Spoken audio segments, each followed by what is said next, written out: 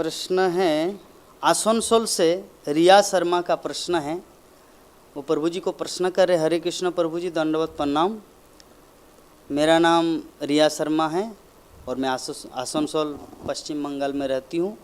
प्रभु जी, मैंने अपने लाइफ में कुछ गलतियाँ की है जैसे कि आजकल के स्टूडेंट कर देते हैं, पर उसका रिजल्ट में मुझे सिर्फ डिप्रेशन ही मिला और अब मैं इस्कॉन ज्वाइन करना चाहती हूँ और राधा रानी और कान्हा कृष्ण की सेवा में अपने जीवन को समर्पित करना चाहती हूँ। तो क्या इसके माध्यम से भगवान मेरी गलतियों को माफ़ कर देंगे? हरे कृष्ण। क्या नाम बोले? रिया शर्मा। रिया शर्मा जी, आपको बहुत बहुत धन्यवाद। हमारी ये टॉक शो में आप ज्वाइन किए और बहुत ही महत्वपूर्ण प्रश्न आपने किए हैं। देखिए, ये कलियुग है, कलियुग में और स्टूडेंट लाइफ है, कुछ ना कुछ गलती हो जाता है। हमने से भी बहुत गलती हो गया था, लेकिन अगर शास्त्र के अनुसार से आप देखेंगे, हमारा एक बहुत बड़ा कैरेक्टर है जिन्होंने रामायण लिखे थे, वाल्मीकि। तो वाल्मीकि जी का जो आगे का लाइफ था वो दस्यु रत्नाकर थे, है ना। तो दस्यु रत्नाकर ने क्या नहीं किया था? वो चोरी किया था, डाकती किया था, मारपीट किया था, और रास्ता से जंगल से कोई औरत जाती थी तो उनको पकड़ के कुछ भी कर लेता था, साधु लोगों को मारता था। और एक बार तो नारद मुनि आया था, उनको तो एकदम गाछ मतलब पेड़ का साथ बांध के रखे थे। तो देखिए, सबसे बड़ा चीज़ है आपके अंदर, आपका गलती खुद समझ गए। ये बहुत ही महत्वपूर्ण चीज़ है।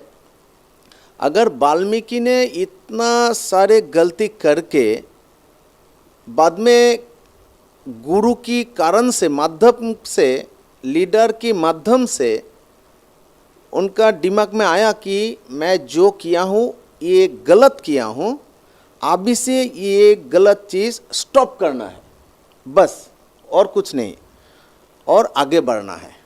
कैसे आगे बढ़ना है?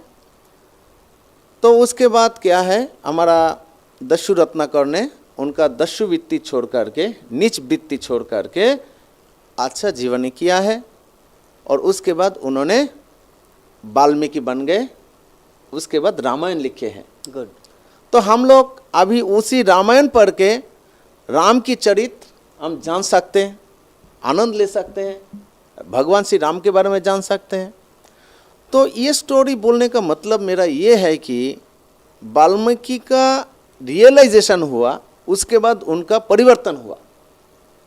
आपका भी रियलाइजेशन हुआ कि आपका स्कूल लाइफ में बहुत कुछ किए, वो करना ठीक नहीं है, उचित नहीं है। ये सबसे बड़ा इस चीज़ है। आजकल दुनिया में तो बहुत आदमी बहुत कुछ करते हैं, बहुत आदमी इन लोगों को सुधारने के लिए बहुत कुछ बोल भी देता है, फिर भी उनका परिवर्तन नहीं होता जी, क्योंकि फॉलो नहीं करते। लेकिन आपका मन में आया आप खराब कुछ कर रहा है, इससे कैसे निकलना है और क्या करना है जी, तो आपका मन में भी तो आंसर आपका मुंह में ही है आंसर। आप इस्कॉन में आना चाहते हैं, आइए, यू आर मोस्ट वेलकम। और हमारे कोई भी लीडर है, टीचर है, बहुत सारे गुरु, शिक्षा गुरु इधर बैठा है, इन लोगों के साथ आप संपर्क कीजिए, प्रश्न कीजिए, उत्तर मिलेगा आपको, और भगवान की सेवा में आप नियोजित होइए, तो आपका परम प्राप्ति बहुत सुख मिलेगा आपको। मैं भी एक समय स्टूडेंट था, उसी समय बहुत कुछ किया, लेकिन एक साधु के नज़दीक में आके संघर्ष में मेरा लाइफस्टाइल मैंने चेंज किया। अभी मैं बहुत सुखी हूँ। हरे कृष्णा। बहुत सुंदर। तो प्रभु जी, ये जो वाल्मीकि का उदाहरण के माध्यम से हम सबको ये ज्ञान, ये शिक्षा देना चाह रहे हैं कि वाल्मीकि के सामने तो हमारा गलती कुछ भी नहीं है, कुछ भी नहीं है, बोलने का भाव यही है। तो जब वाल्मीकि जैसे व्यक्ति इतना नारी घर्षण, डकैती, चोरी, मारपीट, नारद मुनि जैसे देवर्षि उनको पेड़ के साथ बांधना। तो ऐसे व्यक्ति अगर भगवान का महान भक्त होके 60,000 वर्ष पूर्व भगवान का रामचरित्र कथा लिख सकता है, तो हम सब तो प्रभुपाद के चरणों में आके, इस्कॉन में आके तो शुद्ध भक्त बन ही सकते हैं। तो यही प्रभु जी का अल्टीमेट पॉइंट था। तो मुझे लगता है जो प्रभु जी जो लास्ट पॉइंट आपको बोले कि आप मान लीजिए आसनसोल में हैं, तो आपको या तो मायापुर आना चाहिए, या वहाँ के जो प्रचार है नामट्ट प्रचार आपका गीता कोर्स के, तो वहाँ के जो लीडर है वहाँ से आपको कनेक्शन लेना है, उनसे आपको मतलब शिक्षा गुरु के हिसाब से मुझे क्या करना है, लाइक दैट। तो ऐसे करके आप भी उसी लेवल में आ जाएंगे जैसे वाल्मीकि आके भगवान का महान भक्त बन गया।